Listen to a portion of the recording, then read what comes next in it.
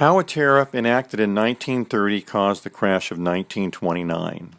This chart depicts the two steepest crashes for the stock market for between 1925 and 1932. The first crash was caused by the announcement on October 23, 1929, that the Senate had the sufficient votes to pass the Smoot-Hawley tariff. The second was caused by Smoot-Hawley being passed by both houses of Congress and being signed into law by President Hoover on June 17, 1930. Instead of blaming Smoot-Hawley, all historians, including Encyclopedia Britannica, the History Channel, and Wikipedia, etc., have wrongly blamed rampant speculation, the Roaring Twenties, and fraud for the crash of 1929. How could a tariff which only became official in June 1930 be the cause of an October 29 crash? The market fell by 7.8% after the U.S. House of Representatives Ways and Means Committee announced that they were scheduling tariff testimony hearings in December 1928. When a U.S. Senator in March of 1928 predicted that the Senate could have difficulties in limiting the scope of the tariff, the market fell by 2.8%. The market declined by 3.6% after the House of Representatives passed a broad version of the tariff in May 1929. When the Senate announced on October 23, 1929, that they not only had the votes to pass the tariff, but also for a broad scope, the market fell by 23.1% over the next 6 days. After it was announced that 1,028 economists had signed a petition asking President Hoover to veto Smoot-Hawley in May of 1930, the market declined by 5.1%. After the U.S. Senate passed Smoot-Hawley in June of 1930, and the President announced that he would not veto the bill, the market declined by 12.4% from June 13 to June 18, 1930. At the end of 1930, which was more than a year after the crash, the unemployment rate had only increased to 8.7%, which had been its high for the prior 10 years. It was because of Smoot-Hawley that the unemployment rate soared to over 20% before Roosevelt was elected.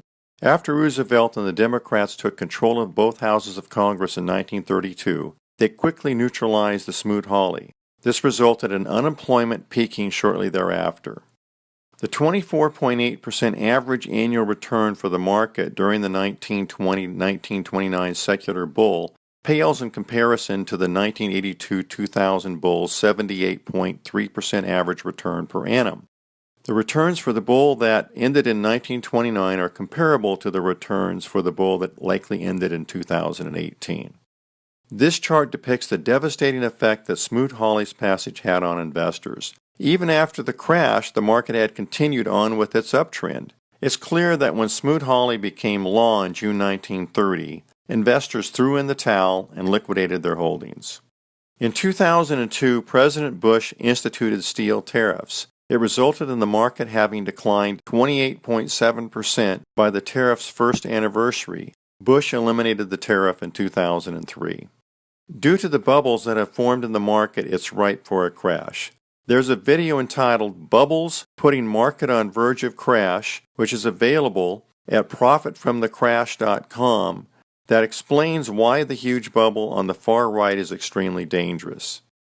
The market's most recent dividend yield of 1.7%, the second lowest for dividend yield since 1870, is another reason why the market is ripe for a crash or significant correction.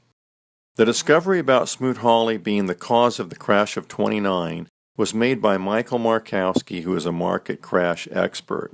After Michael conducted an autopsy on Enron to enable him to discover what caused its sudden bankruptcy, he developed an algorithm that he utilized to predict the demise of Lehman, Bear Stearns, and Merrill Lynch in September of 2007. This is a copy of his Equities Magazine column. Become a member of ProfitFromTheCrash.com to get access to Mr. Markowski's fascinating crash articles and updates on our crash videos. The videos include Bubbles Putting Market on Verge of a Crash, and the Profit from the Coming Crash video, which provides information about the only fail-safe strategy that will protect liquid assets from crashes, recessions, and depressions.